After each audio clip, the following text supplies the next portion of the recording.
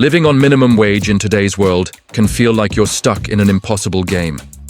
Everything from your rent to your morning coffee seems to get more expensive, but your paycheck just doesn't keep up.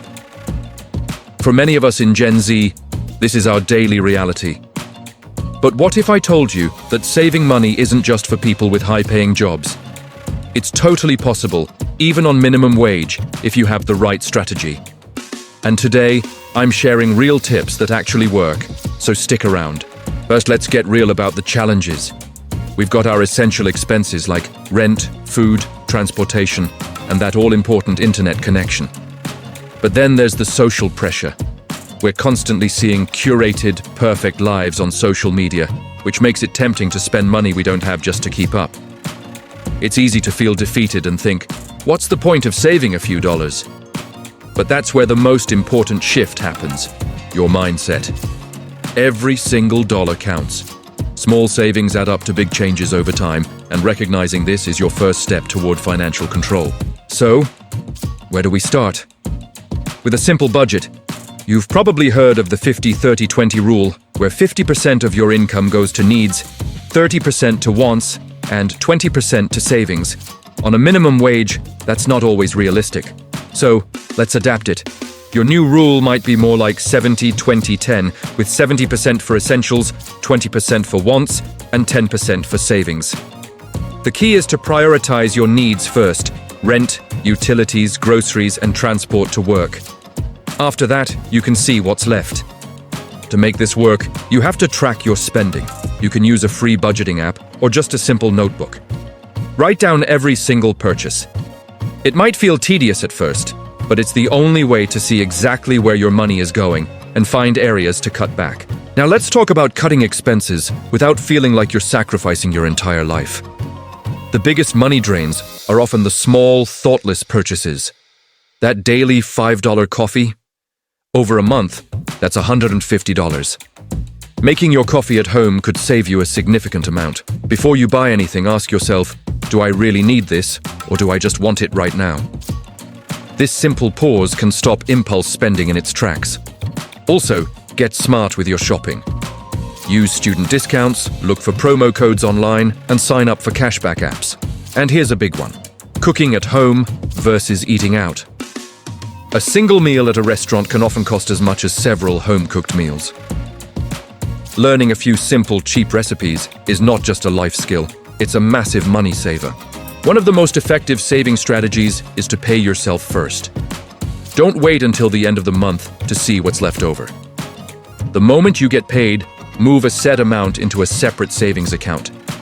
It doesn't have to be a lot. Seriously, start with just $1 or $3 a day. It sounds tiny, but that's up to $90 a month or over $1,000 a year. The goal is to build the habit. If your bank allows it, set up an automatic transfer. This way, the money is saved before you even have a chance to spend it. Out of sight, out of mind.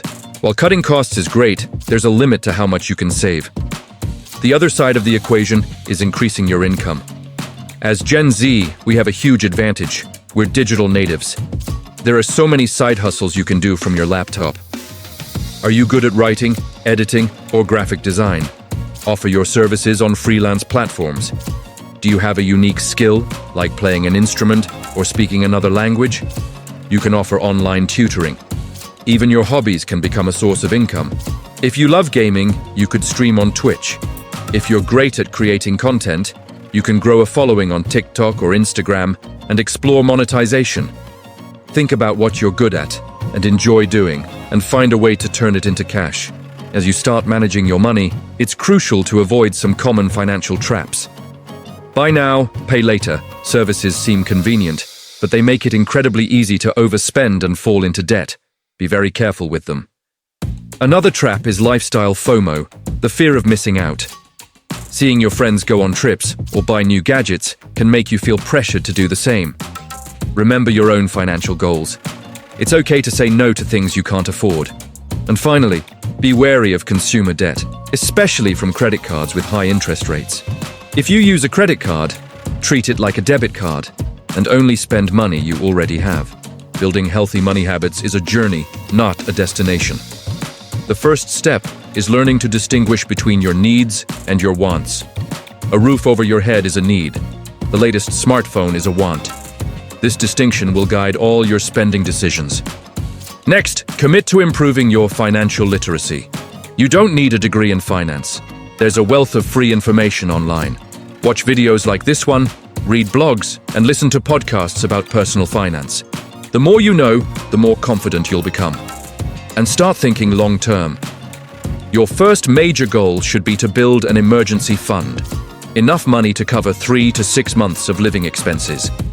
This safety net will protect you from unexpected life events, so you don't have to go into debt. I want to end with this. Earning minimum wage is tough, but it doesn't have to be a life sentence. It can be a starting point. The small, consistent actions you take today are what build a foundation for a better financial future. Discipline now creates options for you later on. You have the power to take control of your money and build the life you want. Living on minimum wage today feels totally impossible, right? Everything from groceries to rent seems to be skyrocketing, but our paychecks, not so much. For Gen Z, this is our everyday reality. It's tough. But I'm here to tell you that saving money, even on a tight budget, is not a myth. With the right strategy, you can actually build a financial cushion. Let's get real about the numbers. On a minimum wage, most of your money vanishes into essentials like food, transportation, your phone bill, and rent. And then there's the social pressure. You scroll through social media and see everyone living their best lives, traveling, and eating at fancy places. It's so easy to feel like you're falling behind. But here's the most important thing to remember. Mindset is everything.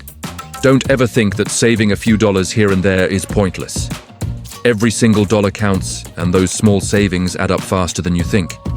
It's about shifting your perspective from, I can't save anything, to, what can I save today? So where do we start? With a simple budget.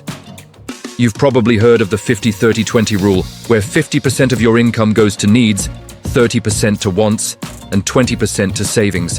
On minimum wage, that's not always realistic. So let's adapt it. Forget the fixed percentages for a moment and focus on one thing, covering your essentials first. Your rent, utilities, groceries, and transportation. Whatever is left after that is what you have to work with for wants and savings. The key is to track every single penny. You can use a free budgeting app or even just a simple notebook. Write down everything you spend for a month. It might sound tedious, but it's an eye-opener. You'll see exactly where your money is going and identify where you can cut back. Now for the fun part. Cutting expenses without feeling like you're missing out on life. Let's talk about the small leaks that sink the big ship. That daily $5 coffee? That's over $100 a month. Those impulse buys at the checkout counter? They add up. Start by making coffee at home and bringing lunch to work. It's a game changer. Also, become a master of discounts. Use student discounts, sign up for loyalty programs, and use cashback apps for your regular shopping. Planning your meals for the week can drastically cut down your grocery bill and stop you from ordering expensive takeout after a long day. It's not about deprivation. It's about being smart and intentional with your spending.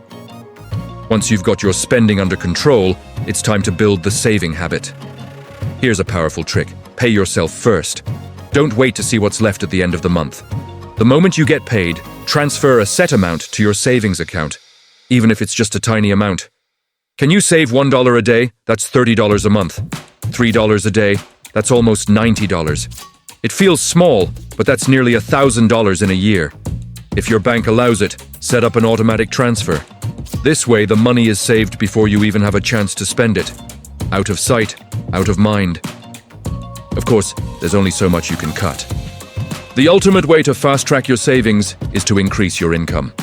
Let's talk about side hustles perfect for Gen Z. You already have valuable skills. Are you good at writing, editing videos, or designing graphics? Websites like Fiverr and Upwork are full of opportunities for online freelancing. Maybe you have a knack for social media management or can offer tutoring services. You could even turn a hobby like baking, crafting, or even gaming into a source of income. Start small, build a portfolio, and you'll be surprised how a little extra cash each month can completely transform your financial situation and reduce your stress. While we're building good habits, we also need to avoid common financial traps. First up, buy now, pay later services. They seem harmless, but they can quickly lead to a cycle of debt if you're not careful. It's easy to lose track of multiple payments, and suddenly you owe more than you can handle. Another trap is lifestyle FOMO, the fear of missing out. Seeing your friends go on trips or buy new gadgets can make you feel pressured to keep up. Remember your goals. It's okay to say no to things that don't fit your budget. And finally, be very cautious with consumer debt like credit cards. If you use one, have a solid plan to pay it off in full every month to avoid insane interest charges. Ultimately, this is all about building healthy money habits for the long run. The most fundamental skill is learning to distinguish between your needs and your wants. A roof over your head is a need. The latest smartphone is a want. There's so much free content out there, YouTube channels, podcasts, blogs, dedicated to financial literacy. Spend some time each week learning about money.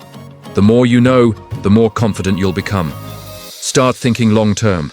Your first goal should be to build an emergency fund, enough to cover 3 to 6 months of living expenses. This is your safety net. Once you have that, you can even start looking into investing, even with small amounts.